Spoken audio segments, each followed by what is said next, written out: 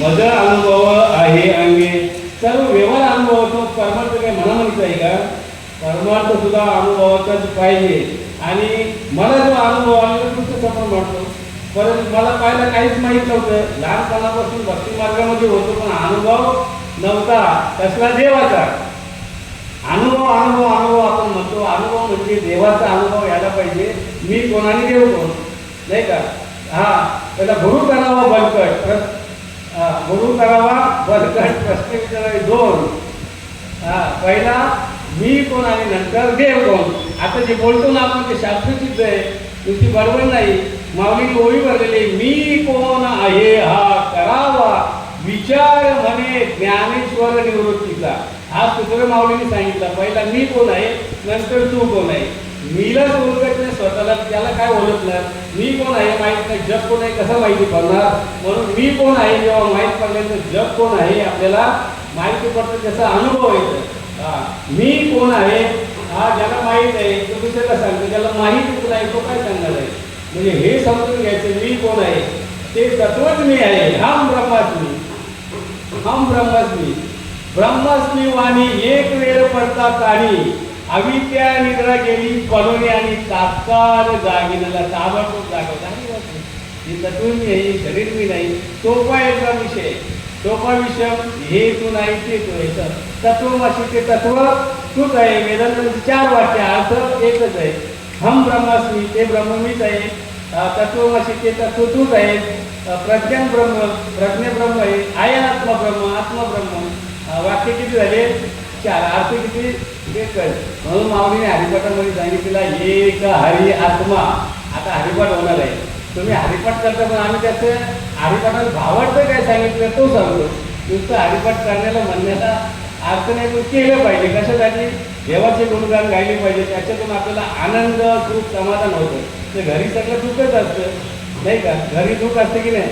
इथं आल्यानंतर सर्व सुखाचे आगर बाप आत्मा देवीवर आहे. हरिपाठामध्ये म्हटले एक हरी आत्मा जीव शिव सम वाया तू दुर्गमान घाली मन. आत्मा हाच देवांचा देव आहे. किती लोकांना माहिती आहे? किती म्हणजे वक्त्यांना माहीत आहे, सांगतच नाही, माहीतच नाही. आत्मा हाच देव आहे. परत हरिपाठामध्ये सांगितला ज्ञान देवाप्रमाण आत्मा हाच निदान सर्व गती पूर्ण एकच नांदे की दोन आहे. जरी स्त्री आणि पुरुष हा भेद आहे, पुरुषांमध्ये पण आत्माच आहे, स्त्रियांमध्ये पण आत्माच आहे, बरोबर का? त्यांच्यामध्ये आत्मे असं कुठं म्हटलेलं नाही. म्हणून आपल्याला आत्म्याचं ज्ञान करून घ्यायचं. आत्म्याचं ज्ञान झाले की त्याला तत्वज्ञान म्हणतात. आत्म्याचं ज्ञान झालं की आत्मतत्वाचं ज्ञान आपल्याला झालं. जोपर्यंत आत्मतत्वाचं ज्ञान होत नाही तो बाकीचं फलकट ज्ञान काहीच उपयोगाचं नाही. ते तुम्हाला काय, तुम्हाला म्हणजे 84% होणार. लय लोक फिरतात अशी जगामध्ये खेळवलं आम्हाला. आम्ही कुठे येतो, इकडे तिकडे कुठे चालले बाबा, इथे तुझं सर्व काही इकडे आहे, तिकडे काय आम्हाला चाललं? देव तिथे आहे, इथे आहे, कैलासात आहे, वैकुंठात आहे, तीर्थामध्ये आहे, मंदिरामध्ये आहे, कुठेच नाही. देव कुठे आहे? तो मी वैकुंठी नसे. ज्ञानेश्वरी सांगते माऊली, तो मी वैकुंठी नसे वेगळं एक भानुबिंबी न दिसते परी योगियांचे मानसे उमरगणी जाये दया परी पांडवा हरपलो मी दिवसावा जेथे नाम घोष बनवा करती ते माझा. देवानी पत्ता सांगितलं मी कुठे आहे, जिथे नामाचा घोष चालू आहे तिथे मी आहे. मग काय केलं पाहिजे आपण? सदा नाम घोष करू हरी कथा जेने सदा चित्ता समाधान. परमार्थ मनाचं आहे, चित्ताचं आहे की कसं आहे? परमार्थ चित्ताचं आहे. कारण मन कसं चंचल आहे. परमार्थ चित्ताचं आहे, बुद्धीचं आहे. मन, बुद्धी, चित्त आणि अहंकार.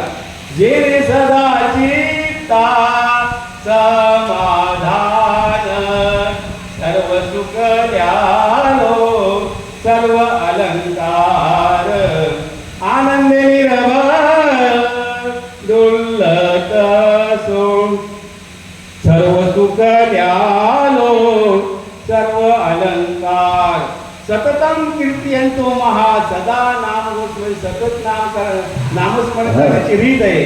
ती संतांकडनं घ्यायची. समर्थ सद्गुरू करायचं आहे. समर्थ म्हणजे ज्याने अनुभव घेतलेला आहे देवाचा, तो आपल्याला अनुभव करून आता सद्गुरू करायचं आहे. तुम्ही गुरु गुरु करता, गुरुगुरु करणारे ते देवाचा अनुभव करून देत नाही. कारण टाईम इज मनी, वेळेचं महत्त्व.